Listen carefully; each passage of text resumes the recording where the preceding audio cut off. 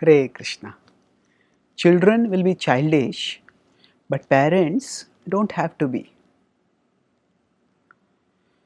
Children are by their very nature mischievous, rash, childish.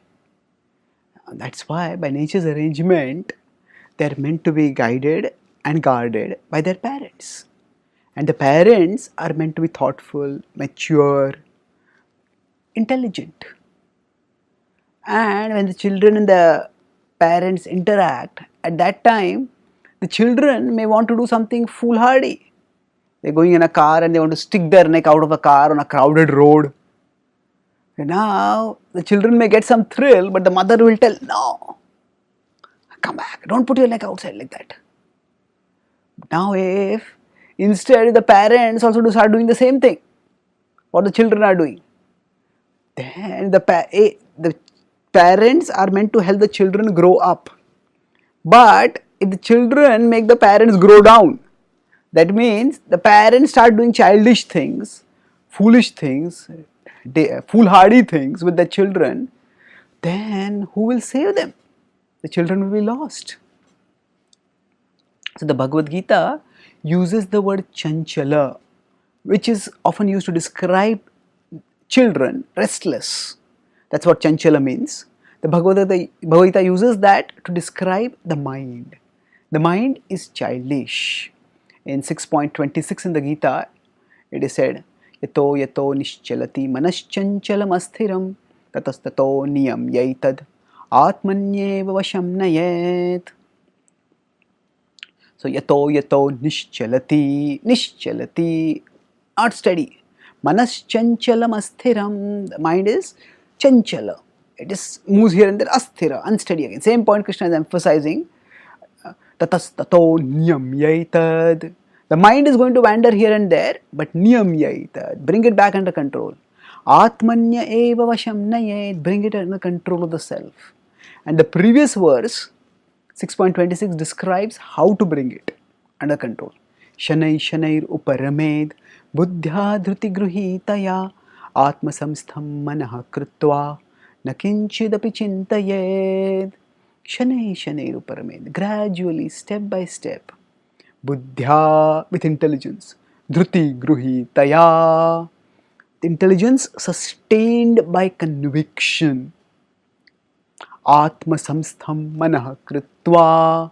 Keep the mind fixed on the self. Nakinchid api chintayed. Don't let the mind wander anywhere else. So here Krishna is telling that with the intelligence, focus the mind. The mind will wander, but focus it. That means we, using our intelligence, need to become like parents. The mind is going to be like a child, and the mind will just wander off. We are working on some serious work in our office, and the mind says, hey, let's see what is the cricket score. Let's see what is the latest Bollywood movie. Let's see what is the latest breaking news. Now, there may be time for doing these things, but if while we are doing some important work, when we have a deadline, and we start wandering off, then we will be deemed irresponsible, we will be unproductive. It can become dangerous. And children not only get distracted, children take things very seriously. Small things they make into big. If they have made a small sand castle and it falls, they catastrophize it, crying pools and pools of tears.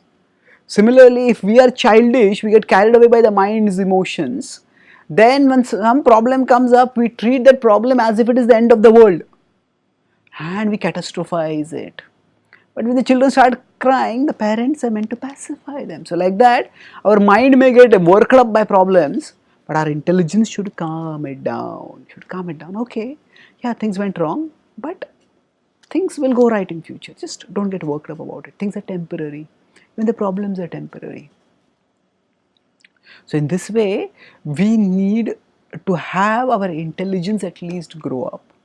And the intelligence acts like the mother and it helps the child to grow up, like the parent. So now, how does this happen? First of all, studying the spiritual philosophy of the Bhagavad Gita, our intelligence grows up. And the intelligence will act like a parent. And then by the practice of Bhakti Yoga, our mind will also grow up. Here growing up means seeing the big picture, understanding big things. Now, when we don't see big things, small things appear big. So, when the mind is simply caught in small things, okay, this pleasure, this joy, this problem, the mind is caught in things. But when we see the big picture, then the small things don't matter so much. So, when we understand we are eternal, we are meant for an eternal life of love with Krishna, then the small things don't matter.